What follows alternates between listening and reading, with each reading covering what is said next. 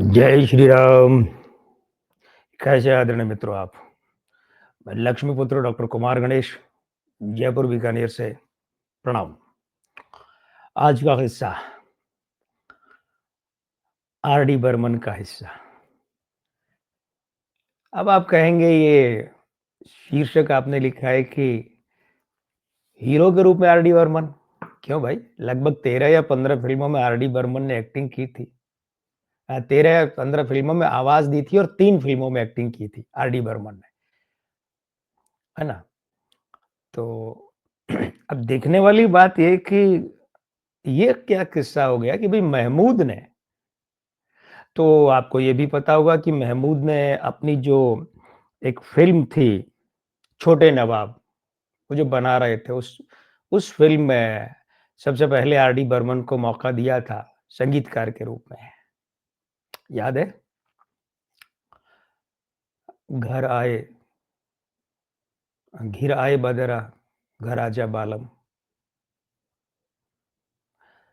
शोभा खोटे थी शायद इस गाने के पिक्चराइज़ेशन में।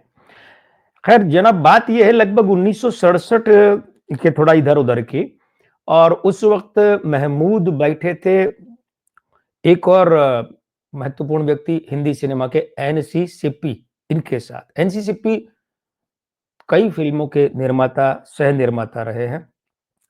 तो महमूद और एनसी सिप्पी बैठे और उन्होंने तय किया कि चलो भाई ये फला-फला कहानी है और इस तरीके से एक फ़िल्म बनाते हैं।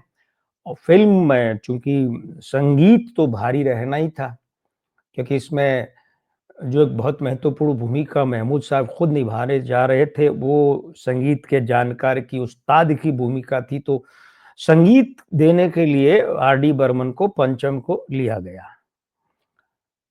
महमूद ने ये तो पहले तय कर लिया था एनसी सिप्पी के साथ बैठ कर कि भई संगीतकार के रूप में तो चलो हम लेंगे, पंचम को ही लेंगे। और अब कास्टिंग की बात आई तो यहाँ वो जो संगीत का उस्ताद महमूद है, तो उनके बराबर टच वाला एक आदमी चाहिए था।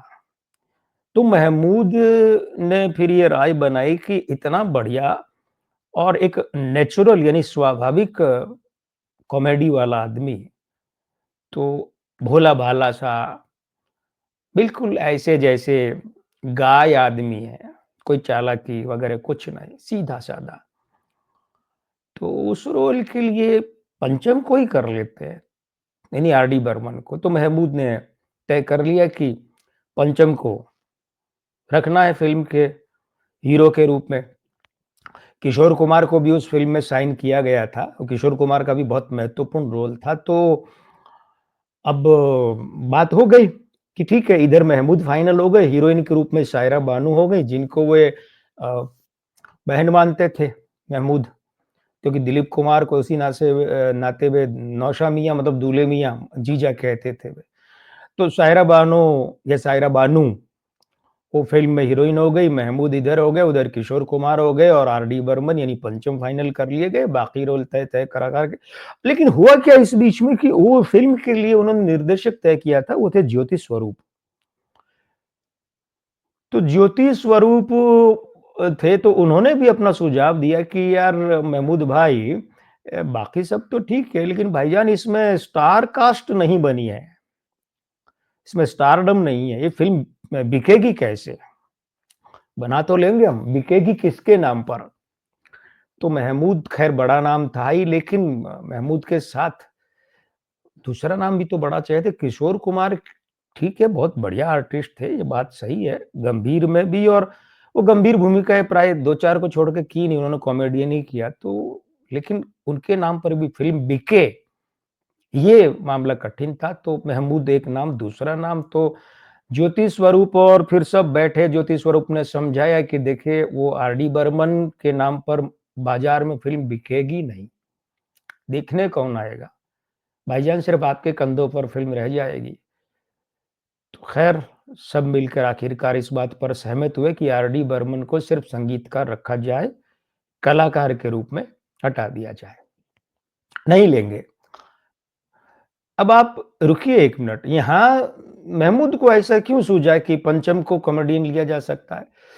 तो जब 1961 में ये पहली फ़िल्म पंचम को दी थी महमूद ने, छोटे नवाब, तो उसके बाद में क्या हुआ 1965 में फिर भूत बंगला दी दूसरी फ़िल्म, 64 के आखिर और 65 में।